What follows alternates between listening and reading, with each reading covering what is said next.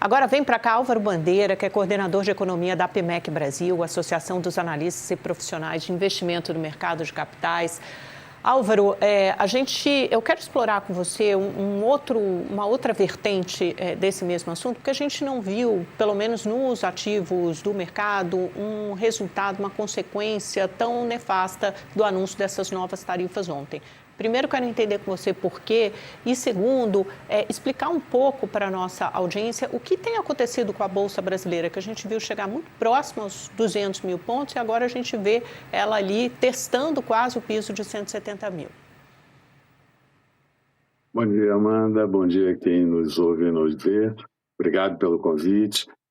Olha só, eu estava ouvindo, inclusive, a entrevista anterior, e eu vou ser um pouco menos pessimista com relação a tudo isso. Primeiro que o Trump, a gente não pode confiar muito no que ele diz e no que ele faz.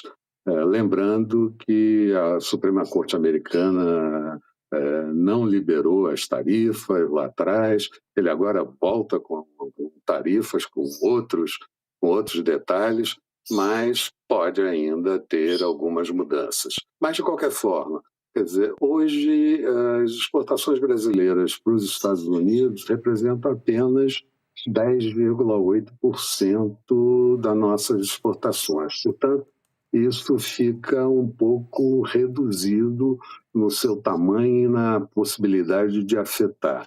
Pega não os trabalhos forçados, mas a outra parte pega cerca de 21% das nossas exportações. Então, o impacto não é tão grande. E acho que o mercado ontem percebeu um pouco tudo isso. Hoje a gente tem essa novidade dos trabalhos forçados, mas o mercado percebeu que o impacto não seria tão grande.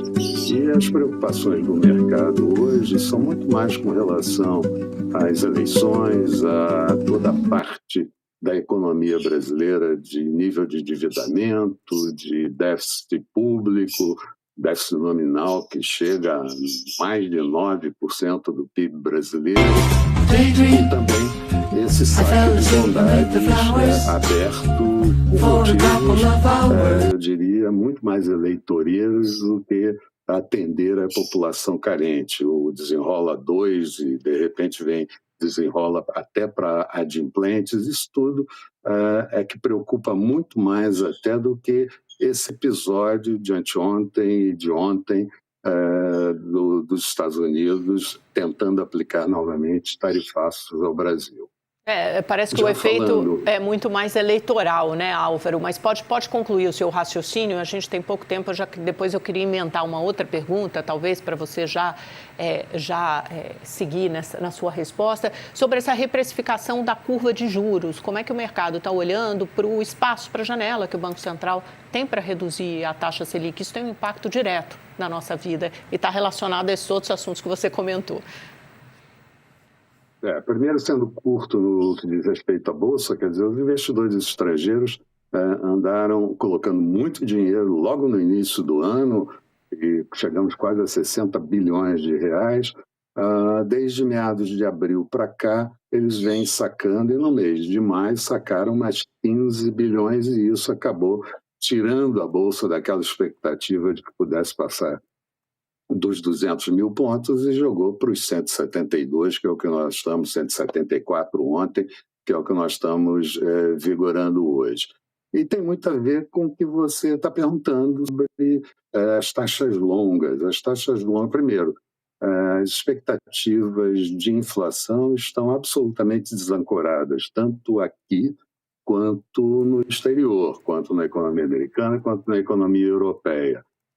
Mas as taxas de longo prazo estão sinalizando coisas muito complicadas, tanto para o Brasil quanto para os Estados Unidos. Note que as taxas de juros dos títulos longos nos Estados Unidos estão acima de 5%. E aqui nós estamos trabalhando com as taxas longas acima de 14%. Então, a expectativa o nível de se tirar ainda e alguma coisa de peso da Selic é muito baixo.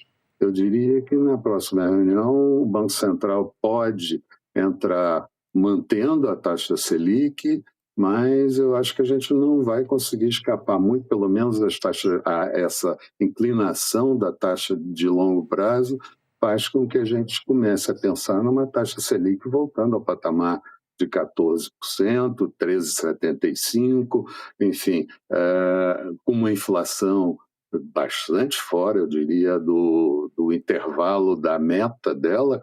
Então, acho que é complicado para o Banco Central aqui manter aquela tendência de queda da taxa Selic. O governo pressiona, porque é ano eleitoral, o déficit ainda vai aumentar mais, a gente tem uma arrecadação muito elevada, principalmente se a gente considerar em termos dos países mais desenvolvidos. O Brasil tem uma arrecadação da ordem de 33% do PIB, enquanto os Estados Unidos e Europa trabalham quase pela metade, ali na faixa dos 17%.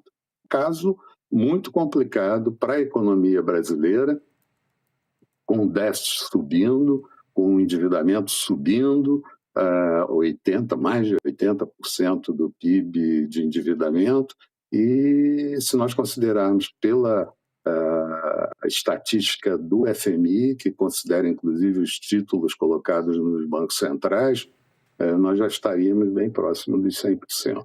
O Álvaro, só para concluir, uma breve frase sobre o que se avizinha, a sua perspectiva para o ano que vem, depois que a gente sair desse frenesi, desse turbilhão eleitoral que acaba turvando também muito a nossa visão e é quase como se fizesse um efeito, atuasse para fazer um efeito cosmético na economia. Qual a dura realidade de 2027? Uma ou duas frases, que a gente já estourou o tempo. Duas frases, eu diria que não importa que presidente assuma, nós teríamos que cortar na carne. E eu absolutamente não me lembro de ter visto o Brasil fazer isso. Mas será preciso cortar na carne para poder equilibrar a economia e produzir um crescimento sustentado mais para frente.